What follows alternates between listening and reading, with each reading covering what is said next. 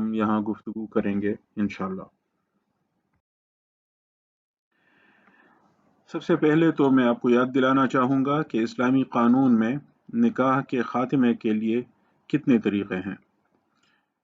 कुछ बहस ज़ाहिर है आप पहले इसे कर चुके हैं तलाक़ के मौजू पर, लेकिन इस खुला के तसव्वुर के साथ उसको रिलेट करने के लिए मैं कुछ चीज़ें आपको याद दिलाना चाहूँगा। इस्लामी क़ानून में शादी का जो तसव्वुर है, निकाह का जो तसव्वुर है, उसके लिए उसूल ये है कि निकाह का ख़ात्मा या तो शोहर की जानिब से होता है जिसे हम तलाक़ कहते हैं, और तलाक़ के मुताल्लिक़ बुनियादी अहकाम आपके साथ डिस्कस हो चुके हैं, या इस निकाह का ख़ात्मा अदालत की जानिब से होता है। यानी शोहर ना भी चाहे तो बाज़ असबाब की मौजूदगी में शोहर की मर्ज़ी के बग़ैर अदालत निकाह ख़त्म कर सकती है। उसको इस्तिलाह में, शरीयत की इस्तिलाह में उसको फ़स्ख़ कहा जाता है। आजकल अंग्रेज़ी की इस्तिलाहात इस्तेमाल करें तो इस पहली किस्म को हम डिवोर्स कहते हैं और इस दूसरी किस्म को डिसोल्यूशन कहते हैं। तो तलाक़ शोहर की जानिब से होती है और फ़स्ख़ अदालत की जानिब से। यहाँ रुक कर एक लम्हे के लिए ये बुनियादी उसूल भी नोट कीजिए कि तलाक़ और फ़स्ख़ में जनरल प्रिंसिपल की, आम कायदे की हैसियत किसे हासिल है और इस्तिस्ना की हैसियत किसे हासिल है। जिसने भी कुरान और सुन्नत का मुताला किया हो इस मौजू पर, कुरान और हदीस की जो तफसीलात हैं उन पर उसकी नज़र हो, तो वो ये जानता है कि बुनियादी तौर पर निकाह के ख़ात्मे का इख्तियार शोहर के पास है।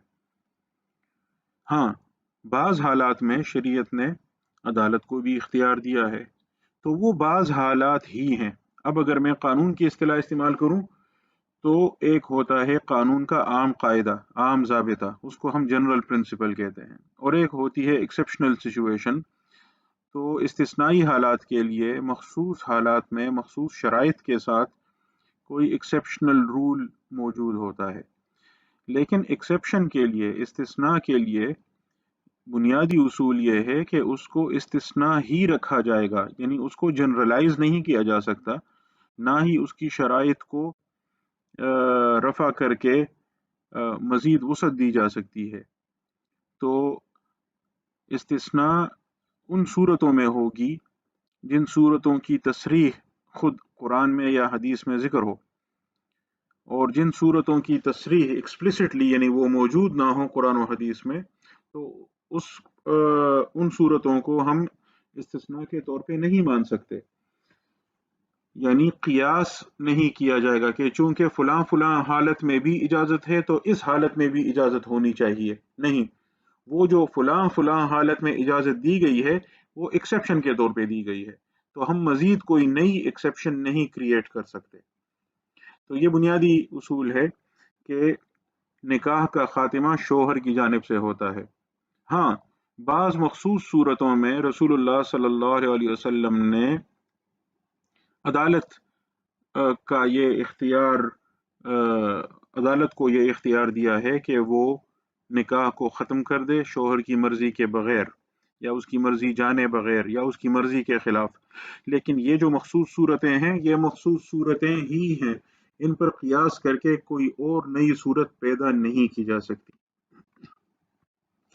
यहाँ ये भी सवाल पैदा होता है, और ये जदीद दौर का सवाल है, और आज कल ज़ाहिर है लोग जिस तरह हुकूक की और मुसावात की बात करते हैं, तो उस तनाजुर में इसकी बड़ी अहमियत है कि शोहर की जानिब से निकाह का ख़ात्मा होता है या बाज़ सूरतों में अदालत की जानिब से, तो क्या बीवी निकाह का ख़ात्मा नहीं कर सकती? इसका सीधा साधा जवाब यह है कि नहीं। अलबत्ता अगर शोहर ने बीवी को इख्तियार डेलीगेट किया हो, उसे अथॉरिटी दे दी हो, उसे तफवीज़ कर दी हो, इख्तियार उसके सपुर्द कर दिया हो कि तुम चाहो तो खुद को तलाक दे दो, तुम चाहो तो निकाह का खातिमा कर दो। इसको डेलीगेटेड डिवोर्स कहते हैं या तलाक़ तफवीज़। ये अलग बात है। ये तो गोया अथॉरिटी शोहर ही की है, लेकिन उसने डेलीगेट कर दी है, उसने सुपुर्द कर दी है, तफवीज़ कर दी है बीवी को। वो किसी तीसरे शख्स को भी कह सकता है, अपने भाई को, अपने दोस्त को कह सकता है कि तुम्हारा इख्तियार है, तुम चाहो तो मेरी बीवी को तलाक दे दो। इसको तवकील कहते हैं। तवकील यानी किसी को वकील बनाना। और तफवीज़ में और तवकील में फ़र्क ये होता है कि किसी को आपने अपना वकील बना दिया, अपना नाइब बना दिया, तो उसका इख्तियार आप वापस भी ले सकते हैं। अलिफ ने बे से कहा कि तुम जाकर मेरी बीवी को तलाक दे दो अगर देना चाहो, लेकिन उसके बाद, उसके जाने से पहले या जाने के बाद उसे इत्तला दी कि मैंने तुम्हारा इख्तियार वापस ले लिया है, तुम नहीं दे सकते, बात खत्म हो गई है। तो तवकील वापस ली जा सकती है, लेकिन तफवीज़ में तमलीक शामिल होती है।